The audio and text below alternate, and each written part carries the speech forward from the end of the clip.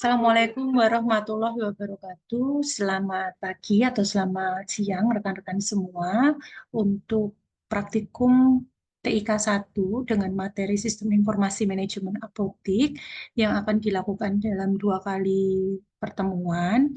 Ini akan saya rangkum dalam satu video tutorial yang saya share hari ini ya. Nanti teman-teman bisa bagi sendiri sesuai dengan portofolio, mana yang untuk pertemuan 1, mana yang untuk pertemuan 2. Gitu ya. Oke, izin saya share screen.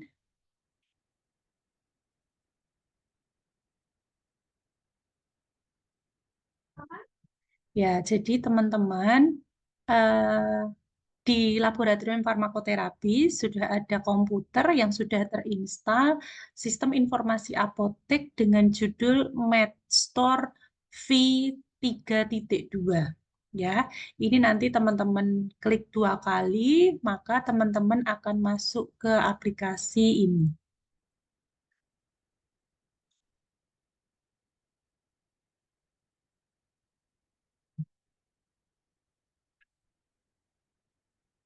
Ya, sudah bisa terlihat ya teman-teman. Nanti teman-teman akan masuk ke aplikasi ini, kemudian untuk loginnya, teman-teman klik file, kemudian klik login.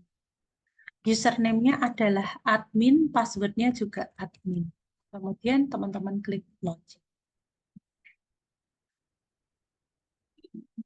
Kemudian kita klik benar saja. Nah, teman-teman, untuk aplikasi sistem informasi manajemen apotek yang kita pakai, itu ada beberapa menu yang bisa kita dapatkan, ya. Mulai dari pengaturan, ya, pengaturan tentang database, backup data, restore database, gitu ya. Kemudian identitas. Di identitas ini kita bisa mengganti nama apotek kita, nomor izin, nama pemilik, seperti itu. Nanti di-upload juga logonya, ya. Kemudian untuk eh, user, ya, usernya ada grup user, ada data user. Kemudian pembagian shift-nya, data jadwal shift, ya. Kita mau masukkan misalnya pagi jam 8 sampai jam 16, nanti siang begitu jam 16 sampai jam 21. Ya. Ini untuk pengaturan-pengaturan dan setting tampilan. Nah, yang terkait dengan manajemen pengelolaan obat di apotek, tentunya ketika awal kita akan membuat master. Master di sini ada master data supplier, master data satuan, master data kategori, data lokasi, data obat, kemudian data pelanggan, data dokter, data apotekernya. Kemudian ini juga bisa import. Import data supplier apabila kita sudah memiliki file Excel-nya, teman. Jadi contoh ya, ini saya klik import data supplier. Maka kita nanti bisa mengupload file Excel-nya, di mana file Excel-nya itu sudah ada template-nya ya untuk kita bisa upload ke sini. Tetapi kita boleh menambahkan satu persatu. Jadi kita buat master ya, master data supplier. Misalnya supplier kita kita mau tambah. Ya, jadi kalau ini itu untuk cari apa saja yang sudah ada di kita. Nah, ini saya tambah ya teman-teman, saya klik tambah, maka di sini kosong. Kita masukkan dulu, misalnya adalah PT Tirta Husada Farma. Kemudian alamatnya Jalan Mangga, nom, Mangga 5, nomor 10, kotanya Semarang, ya. Nomor teleponnya 024 789 6543. Nomor HP, mungkin nomor HP salesman ya yang biasa kita hubungi gitu ya. 0812234567. Oke, kemudian nomor rekening boleh dimasukkan, boleh tidak. Nah, ini tujuannya ketika nanti ada inkaso yang based on bisa ditransfer, itu akan mempermudah kita apabila kita sudah menambahkan nomor rekeningnya. Kemudian kontak personnya nanti konfirmasinya ke siapa, banknya bank apa, emailnya, atau juga bahkan si PBF itu kalau punya website kita bisa isi di sini. Itu ya. Nah, tapi ini karena saya tidak punya data nomor rekening dan lain sebagainya, maka kita klik simpan. Nah, ini di sini kita sudah punya dua, ya, ada dua BBF. Ketika ini saya tambahkan, saya simpan, apakah yakin Anda akan menyimpan data? Kita klik yes, maka muncullah si Tirta Husada ini sudah, ya.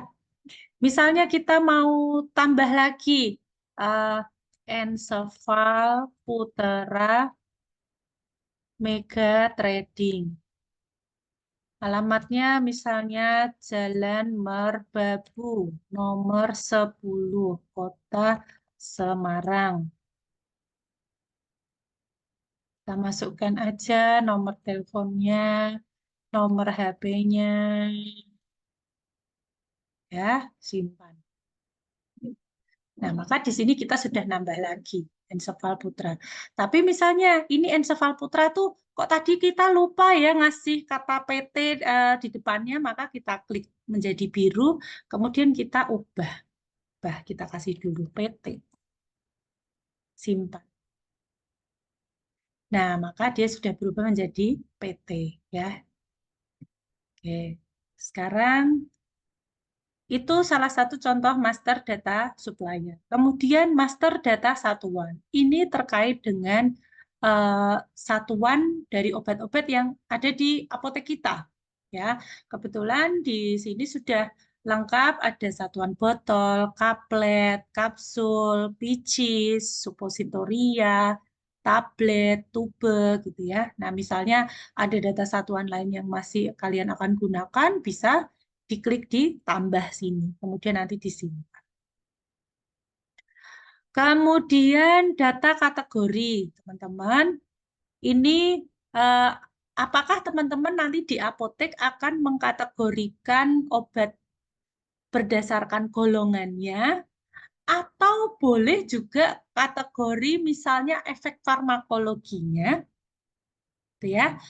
Nah, kebetulan di sini ini saya membuat dengan kategori alkes, kemudian obat berdasarkan penggolongannya, dan narkotika, psikotropika, obat keras, obat bebas terbatas, obat bebas, kemudian obat OOT, dan prekursor. Nanti kalau teman-teman mau menambahkan, bisa diklik tambah di sini, kemudian tambahkan. Selanjutnya ada data lokasi.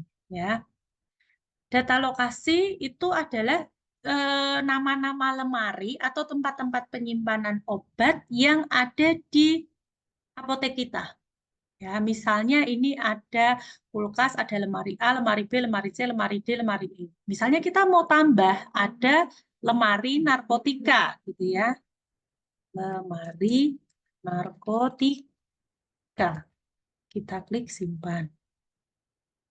Tambah ke nomor 8. Kemudian kita mau nambah lagi lemari psikotropika. Simpan. Ya, ini jadi nomor 9. Ya. Misalnya di teman-teman ada display gitu ya, di display depan gitu. Misalnya mau ditambahkan boleh. Ya. Kemudian data obat. Nah, ini yang tentunya akan eh, sangat penting ya untuk teman-teman mengatur data obatnya. Nah, bagaimana cara kita menginputkan ya, itu kita bisa klik di sini tambah. Kemudian kode obat bisa di tulis dari pengkodean teman-teman di apotek, atau kita mau ikut saja dengan kode registrasi obatnya, gitu ya. Misalnya kita ikut kode registrasi obatnya, misalnya GDL, kemudian 45237. Nah, kemudian nomor batch-nya. Nah, teman-teman, nomor batch di sini itu kan antara satu produksi dengan produksi yang lain nanti pasti akan berbeda, ya kan? Nah, dan ini kita kosongi saja. Kode barcode itu apabila apotek kita sudah menggunakan barcode. Jika tidak, ini bisa di-skip saja. Kemudian misalnya nama obatnya adalah Epexol sirup. Ya. Kemudian satuannya apa? Botol, kaplet, kapsul. Ya, ini botol, nah sirup. Kemudian kategorinya, ya obat keras. Lokasinya ditaruh di mana? Nah, kita misalnya taruh itu di lemari C. Jenis obat, apakah konsinyasi atau non-konsinyasi? Teman-teman tentunya sudah tahu karena kemarin sudah pernah magang apotek apa itu obat konsinyasi dan non-konsinyasi. Kebetulan obat ini non-konsinyasi, jadi kita klik konsinyasi. Kemudian stok minimal. Teman-teman tentunya dari manajemen perapotikan, kemudian juga mungkin manajemen farmasi, diajar untuk menghitung stok minimal. Ya, jadi dari mana kita punya stok minimal ini?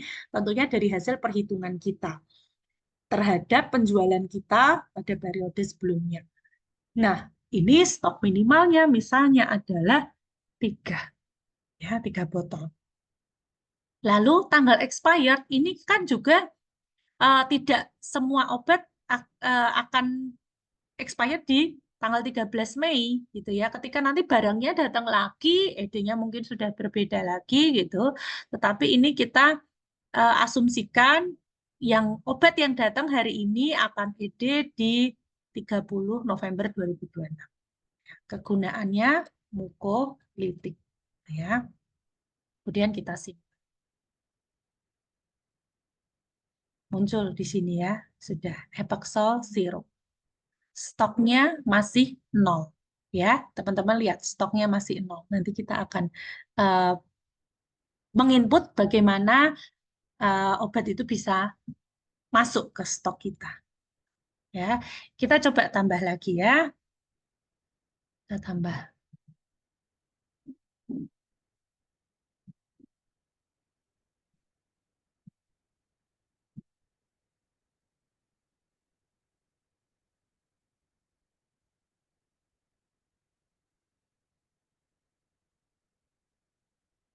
Nama obatnya misalnya adalah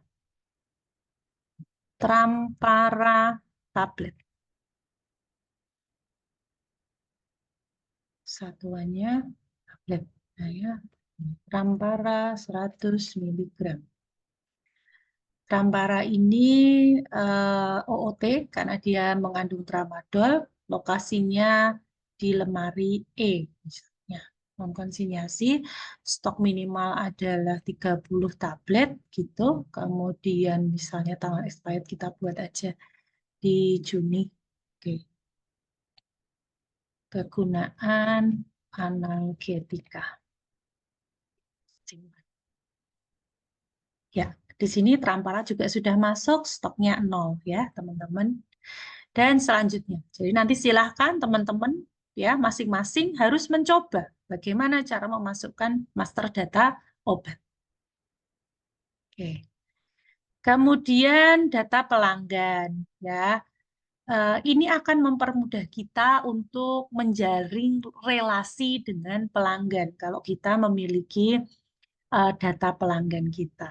Nah, untuk saat ini, karena nantinya ke depannya itu apotek pun harus bridging dengan satu sehat, di mana untuk identitas pasien atau identitas customer diharapkan ya sesuai dengan mata kuliah kita TIK 1 waktu saya menjelaskan tentang satu sehat bahwa single identity ya menggunakan NIK. Maka teman-teman bisa lihat di sini dari berapa 4 contoh ini itu sudah menggambarkan penggunaannya NIK.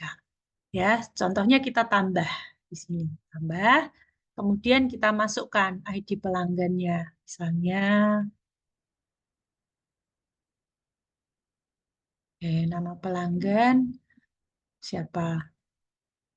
Sarmila. Kontaknya misalnya nomor HP-nya. Kemudian alamatnya Ungaran. Simpan. Nah, teman-teman bisa lihat Sarmila ditambahkan di nomor 6. Nanti teman-teman bisa tambahkan lagi ya yang lain. Setelah itu kita bisa menambahkan master data dokter ya. Jadi dokter-dokter yang mungkin bekerja sama dengan apotek kita atau dokter yang mungkin pasiennya sering menebus obatnya ke apotek kita, kita sudah bisa tambahkan datanya di sini. Kita klik tambah. Jadi misalnya dokter siapa? Dokter kumis kucing. Apakah beliau spesialis? Kalau beliau tidak spesialis, maka tidak usah ditulis ya.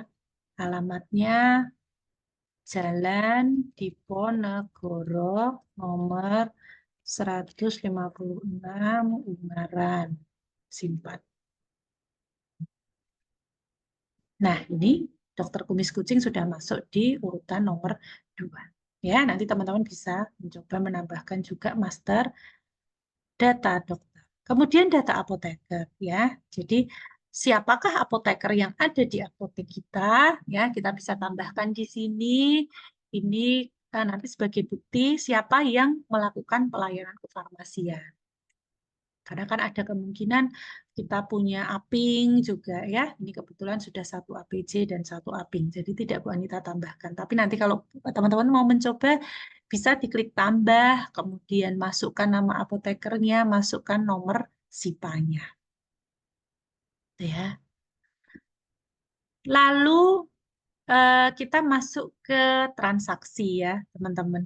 Nah, sebelum masuk ke transaksi, Bu Anita, sebelum lupa ya, kenapa sih Bu dari tadi ada 3 item di sini di pojok kiri itu yang kedip-kedip gitu ya, kedip-kedip. Ini adalah bentuk dari sistem pengingat ya dari SIM apotek kita. Jadi bahwa eh, kemarin kita sudah belajar secara teori, alangkah baiknya apabila di dalam sebuah sistem informasi apotek itu memberikan pengingat-pengingat kepada kita tentang adanya obat yang mau kadaluarsa, adanya obat yang mau habis, kemudian jatuh tempo pembayaran hutang, kalau itu kita inkaso gitu ya teman-teman. Nah, ini contohnya kita klik ya obat expired ya. Langsung dia akan memunculkan obat-obat apa saja yang mau expired gitu ya, stoknya berapa.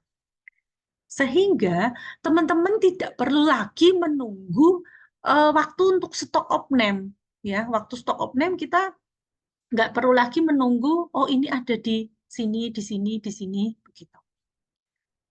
Tetapi dengan satu klik, kita sudah bisa lihat, oh obat yang mau edit di apotek saya itu ini.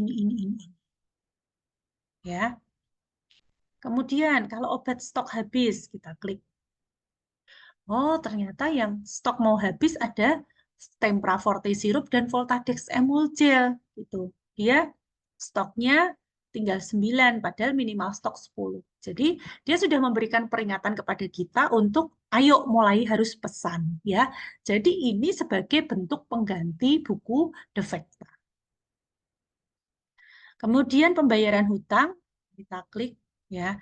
Nah, pembayaran hutang nanti bisa kita setting dulu gitu ya.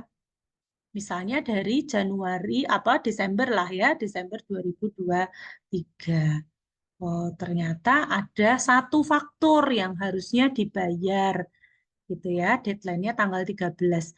Nah, ini muncul dari mana, Bu? Ini muncul dari transaksi kita, teman-teman ya. Nanti kita akan masukkan ya setiap transaksi, kemudian akan dibayar berapa, gitu ya. Jadi inilah salah satu kelebihan kalau kita menggunakan sistem informasi apotek, hanya dengan satu klik kita sudah dapat data obat kadaluarsa, data obat yang mau habis sehingga kita bisa pesan kembali, data pembayaran hutang ya sehingga kita bisa mempersiapkan inkasonya. Oke, sekarang kita masuk ke transaksi ya teman-teman. Jadi ya jelas bahwa transaksi itu adalah transaksi pembelian dan penjualan, gitu ya. Apotek itu pasti akan membeli obat dari PBF dan mekanisme bisnisnya adalah kemudian menjual obat kepada pasien atau pelanggan. Nah, di bagian pembelian obat ini ada dua item, yaitu pembelian obat dan retur pembelian obat. Jadi apabila pembelian kita ke PBF, ternyata mereka salah kirim atau seperti apa, atau ED-nya pendek, lalu mau kita tolak, jadi kita bisa melakukan retur. Kita berikan contoh pembelian obat. Ya, ini saya klik dulu.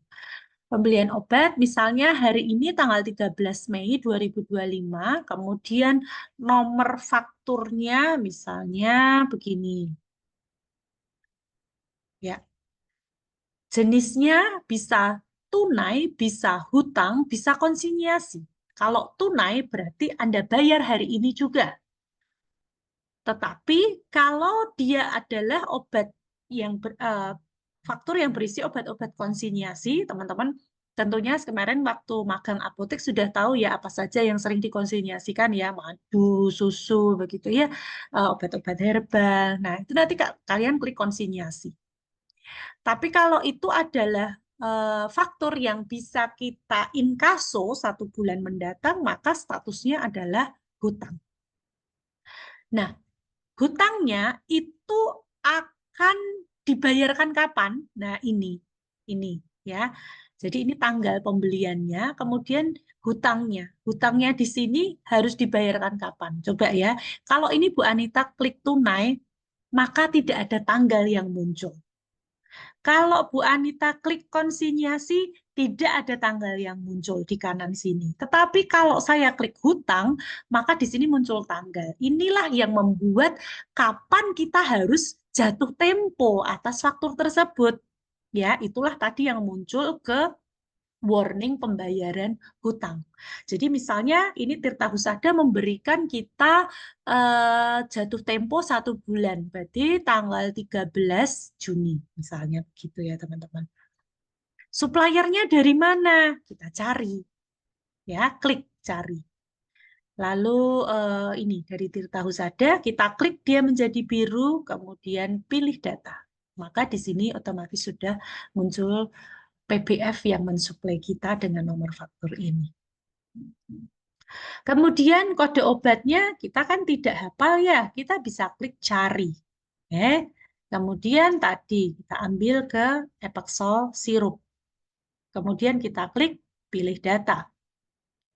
Tanggal expirednya kapan? Ya, kita misalnya tanggal expirednya adalah 31 Oktober 2026. Jumlah adalah jumlah obat yang datang berdasarkan faktur tersebut. Jadi misalnya 10 botol. Harga belinya 25.000. Apakah ada diskon? Misalnya tidak. Pajaknya berapa? Pajak kita 11% ya teman-teman sekarang. Lalu kita masukkan nomor batch. Nah, inilah bedanya nomor batch yang di pembelian dengan nomor batch yang di master tadi. Makanya ketika di master itu kita kosongi saja. Yang penting justru adalah nomor batch ketika kita memasukkan data transaksi pembelian obat. Karena data transaksi hari ini, obat yang datang hari ini dengan obat yang datang 3 bulan lagi, mungkin nomor batch-nya sudah berbeda. Ya.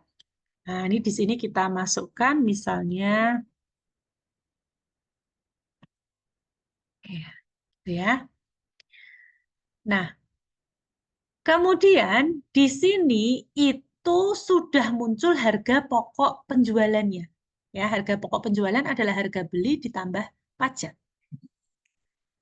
Berapa margin yang kita mau untuk pasien umum? Kita setting di sini.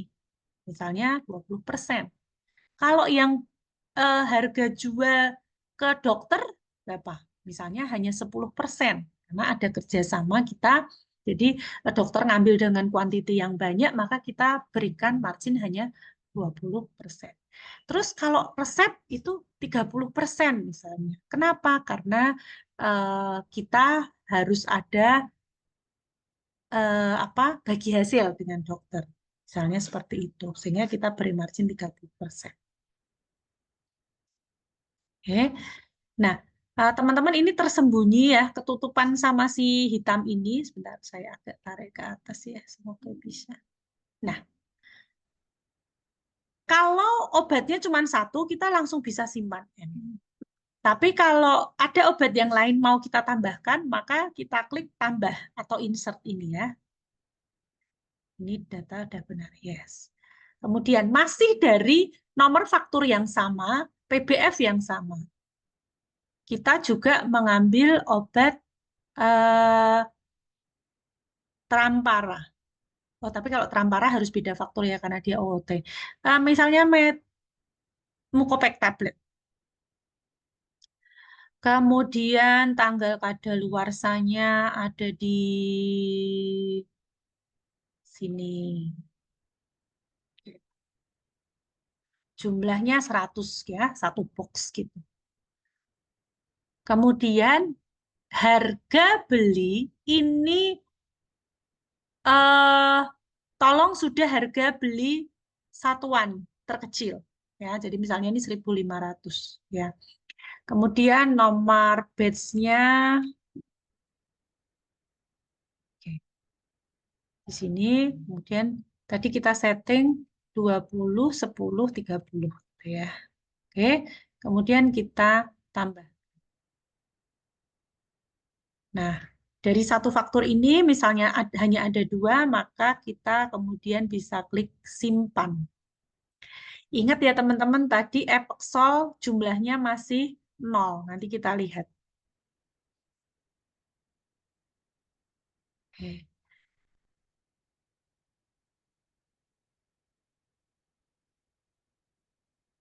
Kemudian ini kalau retur pembelian. Jadi tadi kita sudah beli Epexol 10 gitu ya. Padahal ternyata di SP kita itu cuma 5. Harusnya kan kita retur ya, si 5 tadi. Kita bisa melakukan retur tadi, kita klik cari ya yang oh ini faktur yang dari Tirta. Kita klik 2 kali. Sudah muncul nih ada Epexol Sirup, ada Mucoplex tablet.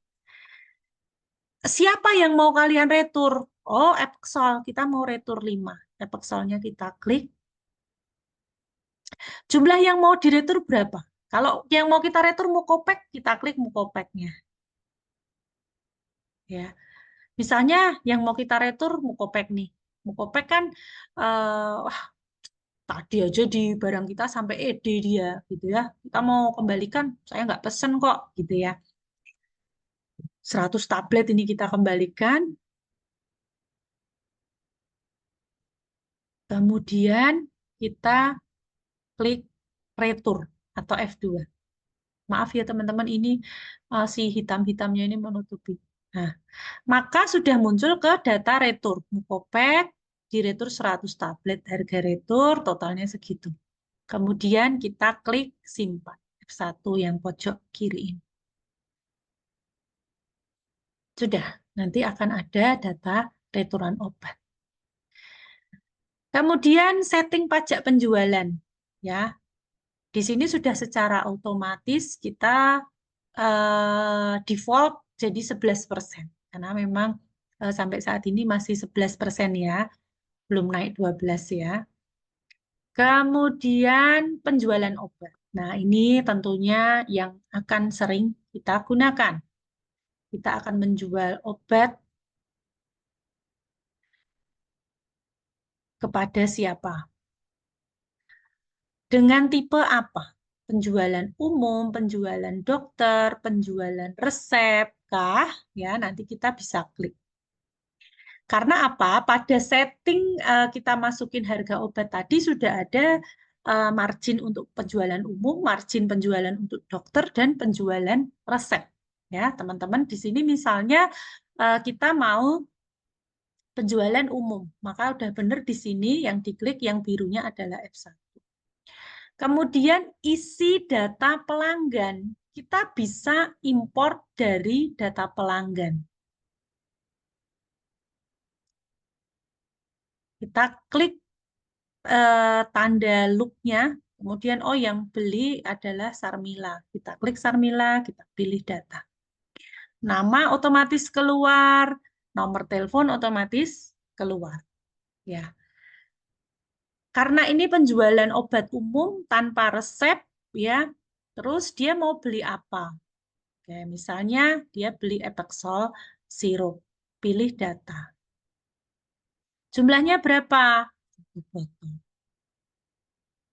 Otomatis teman-teman harga jual untuk pasien umum adalah 33.300 ya dengan pajak plus 11%.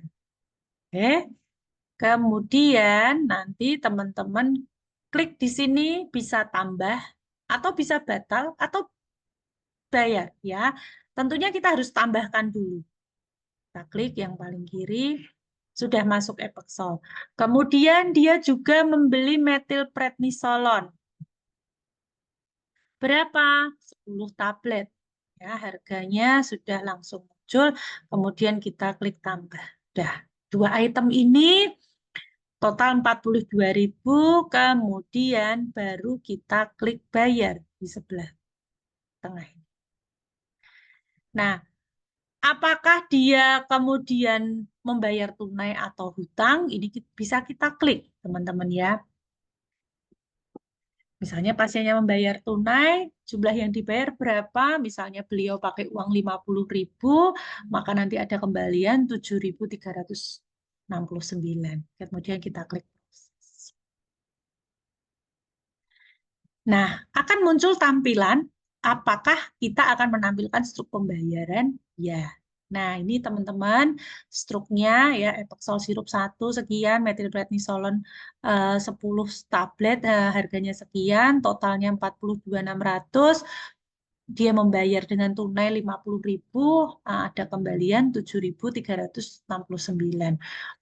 Nah, ini bisa kita print kalau apotek kita punya printer gitu ya. Jadi nota untuk pelanggan juga sudah dicetak. Jadi saya close kembali. Kemudian sudah selesai, maka kita keluar. Nanti misalnya kita mau melakukan penjualan obat resep, ya teman-teman kita klik penjualan resep. Kita tulis nomor resepnya dulu, ya misalnya nomor resep 003. Nama pasiennya siapa? Misalnya Tumini. Kemudian nama dokternya siapa? Dokter kumis kucing. Pilih data. Kemudian obatnya ada racikan, teman-teman. Maka kita klik di sini, tambah racikan, F6. Nama racikannya misalnya obat batuk. Simpan racikan. Ya. Ini tentunya teman-teman harus punya data master racikan. Ya, kalau tidak maka kita bisa hapus. Hapus nih yang membatalkan, yes. Ya. Oke, kita sorry. Resep, kode obat, kita masukkan Trampara ya. Sorry, Tramparanya masih 0. Nanti nggak bisa diinput. Kita cari yang ada aja.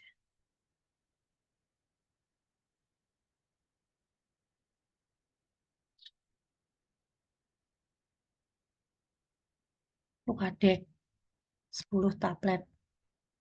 Ya, ketika harga jual resep, maka dia akan muncul harga jual resep ya. Kalau kita klik ini harga jual resep.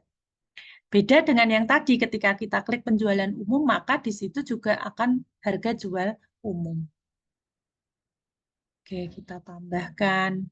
Kemudian metilprednisolon, kita pilih data, 10 tablet juga, kita tambah, kemudian kita suruh bayar hutang, jumlah uangnya 20.000, kembaliannya proses. Muncul struknya lagi,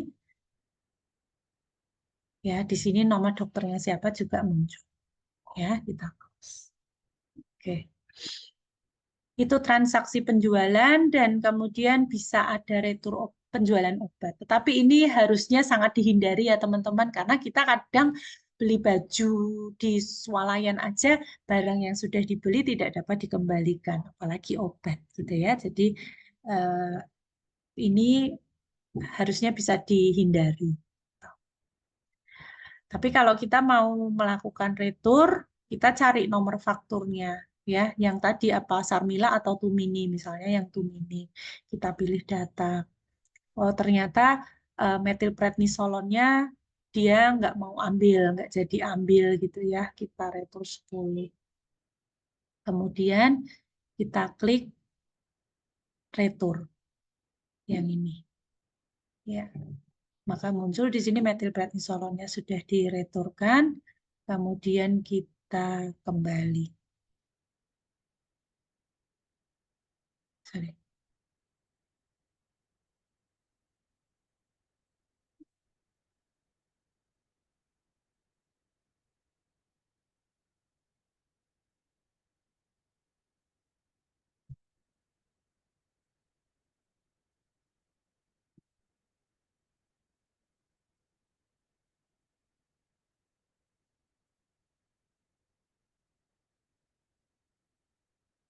Jumlahnya udah 10 ya.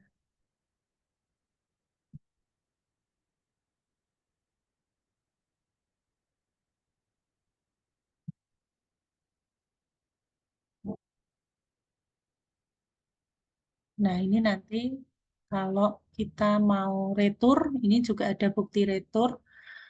Jadi dikembalikan, tapi kita mengeluarkan uangnya ya.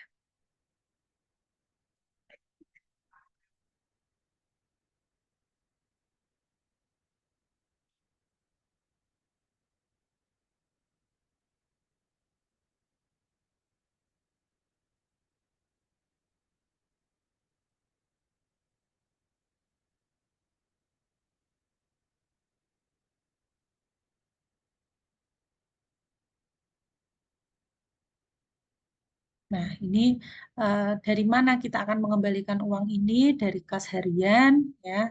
Kemudian kita proses.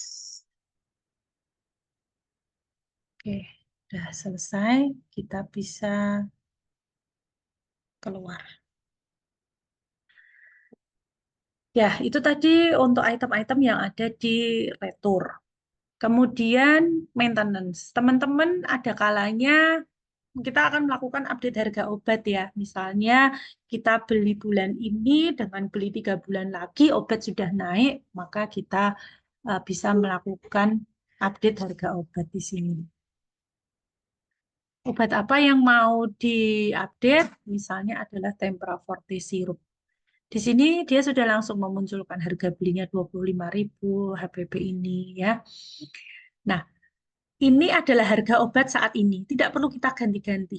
Nah, sekarang daftar apa data harga obat baru. Harga belinya berapa gitu ya. Itu kita klik. Nah, tetapi ini kita ganti. Misalnya oh sekarang jadi 30.000 harganya. Ada kenaikan obat 20%. Dia otomatis ngitung sendiri. Ya. Lalu HPP-nya tentunya adalah 11%.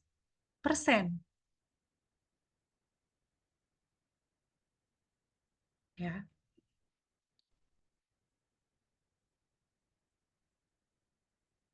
sorry. Ini 20 berarti. 30%. Kemudian harga jual umum mau naik berapa gitu ya. Jadi misalnya juga 20%.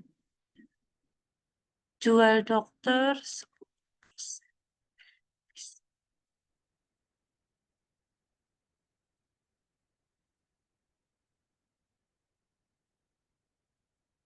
Ya. Atau teman-teman bisa update sendiri di sini langsung harganya. Jadi tidak dari persentasenya. Itu bisa. Ya. Kemudian kita klik simpan.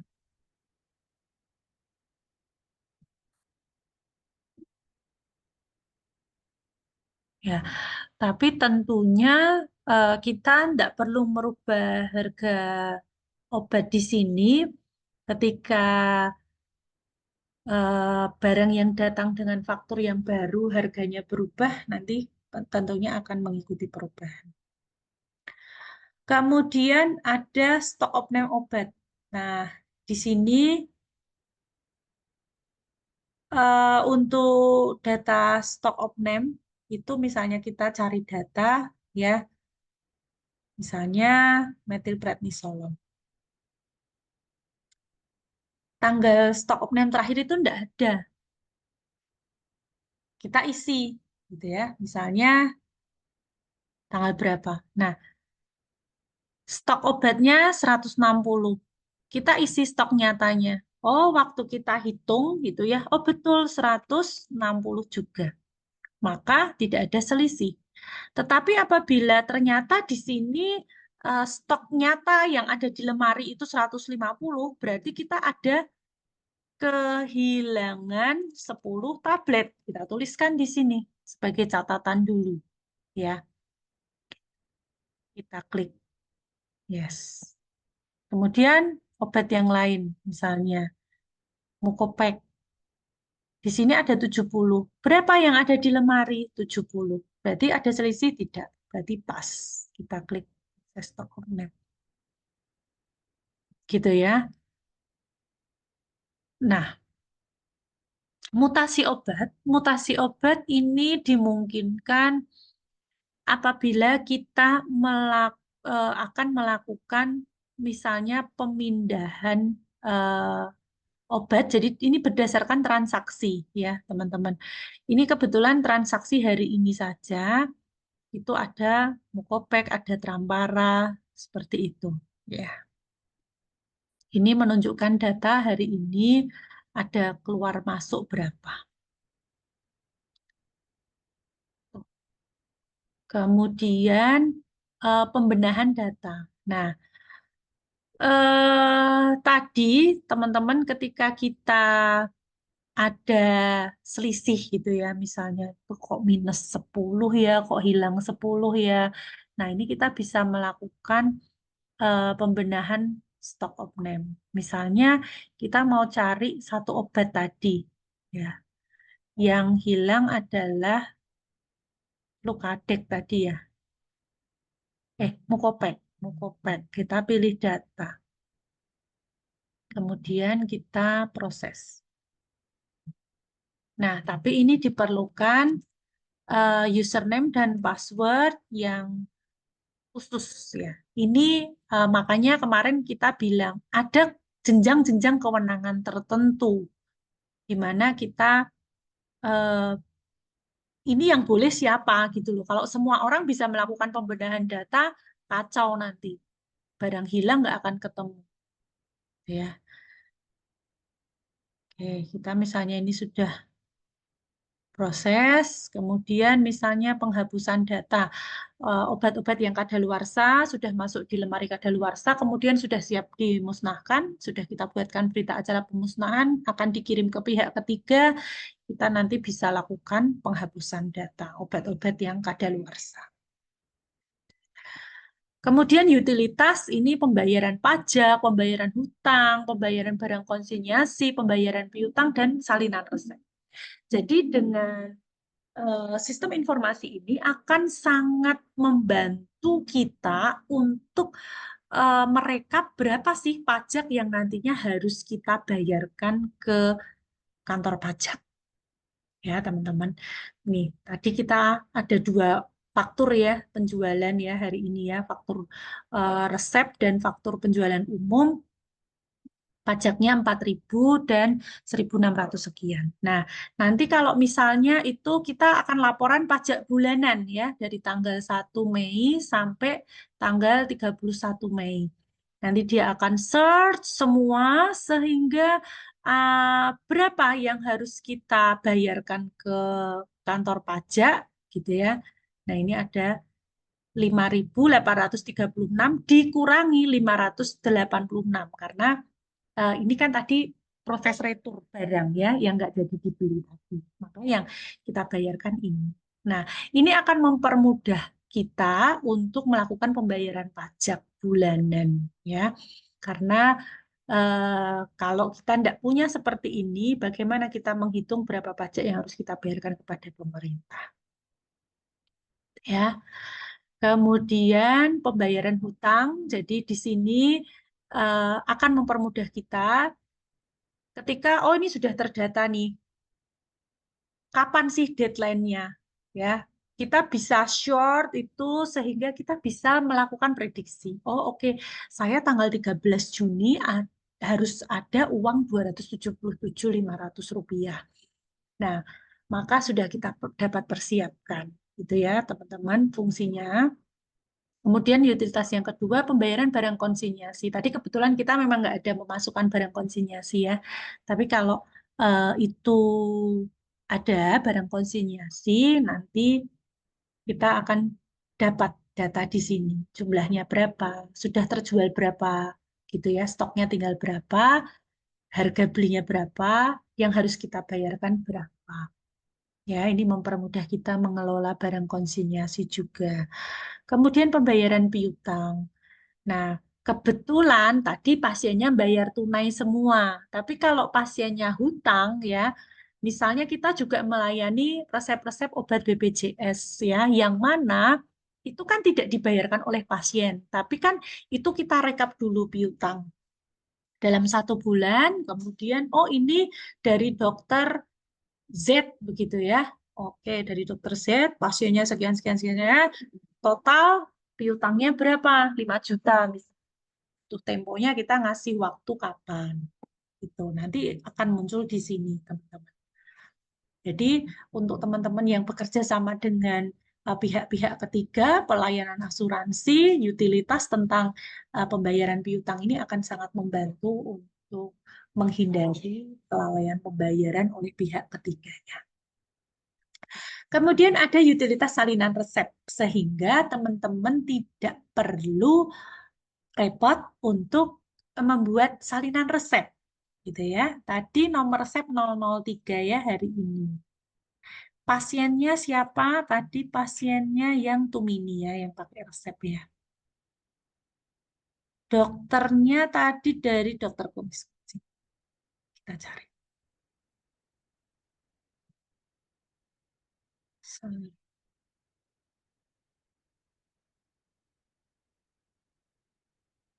Kita bisa ambil dari faktur penjualan, teman-teman. Ya, tadi ini. Kita pilih, sudah langsung muncul. Obatnya ada Flucadex dan metilprednisolon. Jumlah terpenuhi ya yang diambil 10, ini jumlah yang tidak diambil. Misalnya Flucadex-nya hanya diambil 6, berarti kita klik ini jadi biru, kita klik ubah. Yang diambil berapa? 6. Kurang berapa? 4. Keterangan misalnya adalah eh, apa kurang uang atau apa gitu ya, kurang biaya misalnya. Kita simpan. Kemudian yang metilprednisolonnya juga diambil 6. Kita ubah jumlah terpenuhinya 6, yang kurangnya 4. Misalnya juga keterangan kurang biaya. Kita simpan. Kemudian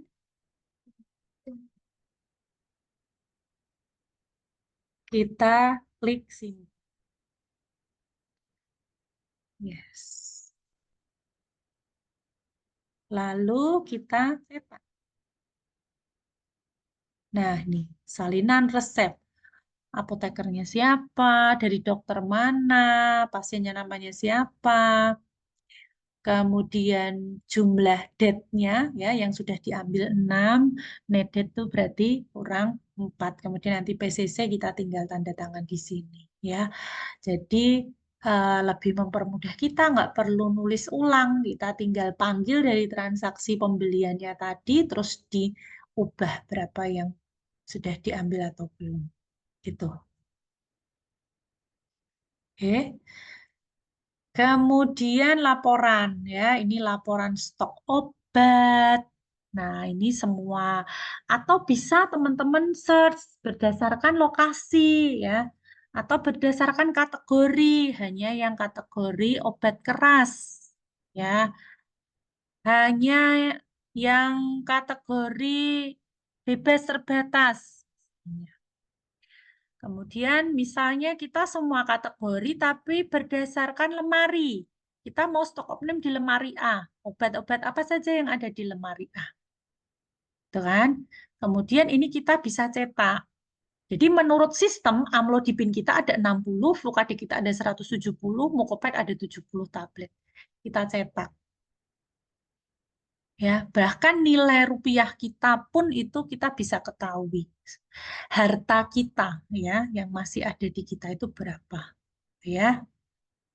Oke. Misalnya ini semua kategori dan semua lokasi ada semua ini. Kemudian laporan histori harga obat ini untuk melihat ada enggak perubahannya. Ini tadi kita baru saja merubah ya harga Epexol. Kemudian tadi Mukopek dan Tempra Forte itu kan memang baru datang gitu ya harganya jadi ada perubahan. Lalu laporan obat expired dan obat stok habis itu bisa kita lewat sini, bisa kita lewat yang sudah berwarna merah-merah ini ya. Laporan obat hilang. Nah, tadi teman-teman ketika kita bikin stok opname gitu ya, ternyata metilprednisolonnya hilang 10. Ya, ini bisa kita telusuri di sini. Ada datanya. Ya, tadi karena kita sudah menginputkan data obat hilang pada saat stok opname, langsung muncul laporannya di sini. Kemudian laporan mutasi obat ya. Boleh bisa harian, bisa bulanan, kita setting aja kita mau mulai kapan gitu kan. Nah, ini tanggalnya bisa kita ganti-ganti. Kita mau lihat di mana saja. Kemudian kita lihat, oh yang hanya di lemari A saja. Jenisnya obat yang non-konsinyasi saja, misalnya seperti itu. Kemudian laporan data transaksi, ya, laporan pembelian obat. Kebetulan karena kita tadi baru masukin satu faktur aja ya, data pembeliannya ini. Tapi kalau kita coba dari Januari 2024 gitu ya, sampai hari ini, oh ternyata ada 2 transaksi gitu. Kemudian detail pembeliannya kita bisa klik ya. Oh, tadi yang dengan Tirta Husada itu Epexol dan Mukopek gitu ya. Itu bisa kita lihat di sini. Jadi misalnya kita mau tahu dalam 1 bulan itu pembelian kita ada berapa sih gitu ya. Nanti kita sudah bisa lihat di sini. Kemudian retur ya. Jadi kita sempat meretur Mukopek ya 100 tablet. Sudah muncul langsung ya. Kemudian laporan penjualan obat. Misalnya hari ini saja ya kita cari. Oh iya ini tadi. Yang penjualan umum ada Epexol, yang penjualan resep ada Fluvadex sama metilprednisolon. Ya, per hari per shift kita sudah bisa dapat data real time berapa grand total penjualan kita atau omset kita. Oh, ini penjualannya 58.894 ya. Kemudian eh, per apa kategori ya penjualan umum. Nah, penjualan umum ini tadi ada Sarmila saja gitu ya. Biayanya sekian. Kemudian penerimaan resep. Resep tadi juga satu kali aja ya kita masukkan. Kemudian penjualan obat ke dokter, kebetulan hari ini kita tidak nginputin tadi ya. Kemudian retur penjualan obat ya. Tadi ada yang mengembalikan, tidak jadi beli methylprednisolonnya 10 tablet, tidak jadi dibeli di retur. Nah, ini ada laporan statistik penjualan obat. Nanti dia muncul 10 obat paling banyak terjual, misalnya 1 bulan ini. Ini mempermudah kita untuk menentukan prioritas pengadaan kita. Ya, obat-obat yang paling banyak maka kita harus concern. Berarti itu kan apa? Sering keluar ya, fast moving nih di apotek kita. Maka kita harus perhatikan supaya dia jangan sampai stoknya kurang, jangan sampai terjadi kekosongan gitu ya, karena akan menyebabkan nanti pasien tidak mau ke kita. Kemudian laporan laba rugi. Bisa berdasarkan tahun, bisa berdasarkan bulan. Ya, ini misalnya bulan aja. Bulan Mei nanti eh, kita cetak. Ya, ini pemasukan kita dari penjualan. Terus pengeluarannya ada pajak, ada retur obat, lalala. Sehingga kita punya laba berapa gitu ya. Oh, punya laba 7.770 rupiah gitu. Nanti eh, dalam 1 bulan kita sudah tidak perlu lagi ngerekap satu-satu gitu. Itu langsung sudah 1 bulanan. Karena eh, ya namanya kita berbisnis ya, kita harus tahu sebetulnya usaha kita itu untung atau rugi.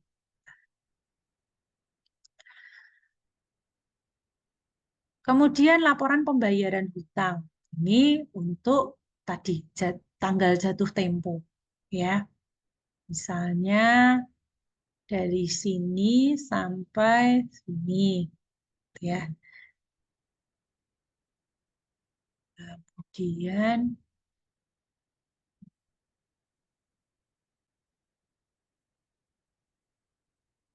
semua data.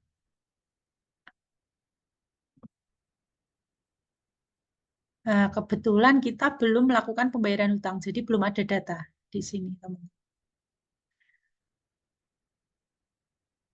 Sebentar, ini kok menghalangi ya.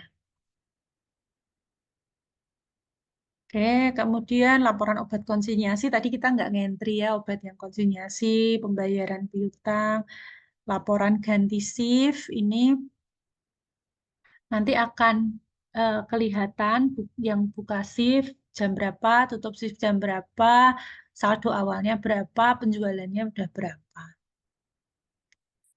Kemudian keuangan ya, keuangan nanti kita bisa lihat berdasarkan tipe ya, tipenya aktiva, kas harian misalnya dan lain sebagainya nanti kita bisa tambah-tambahkan. Kemudian laporan keuangan ini misalnya rekapitulasi pajak, laporan neraca ya. Laporan rekapitulasi pajak ini eh, faktur-faktur penjualan kita tadi, terus kita harus bayar berapa gitu ya. Oke. Nah, di sini ada panduan program. Ini adalah manual penggunaannya. Nah, nanti teman-teman juga bisa buka di komputer komputer di laboratorium farmakoterapi dan di sini ada manual penggunaannya, caranya seperti apa. Ya, teman-teman juga bisa baca lebih detailnya di sini. Oke. Itu yang dapat Bu Anita sampaikan, teman-teman. Nanti dikerjakan sesuai dengan bagian-bagian yang ada di portofolio. kemudian teman-teman dalam bentuk apa? Dalam bentuk narasi dan screenshot. Jadi misalnya untuk membuat transaksi penjualan, maka langkah pertama klik transaksi, kemudian klik penjualan obat, kemudian atur penjualannya resep atau umum gitu ya. Misalnya resep, kalau resep diapakan, terus cari kode obatnya di mana, seperti itu ya. Nah, nanti silakan diikuti perintah yang ada di portofolio untuk teman-teman bisa mendeskripsikan bagaimana penggunaan SIM apotek ini. Gitu. Terima kasih untuk perhatiannya. Saya akhiri. Terima kasih.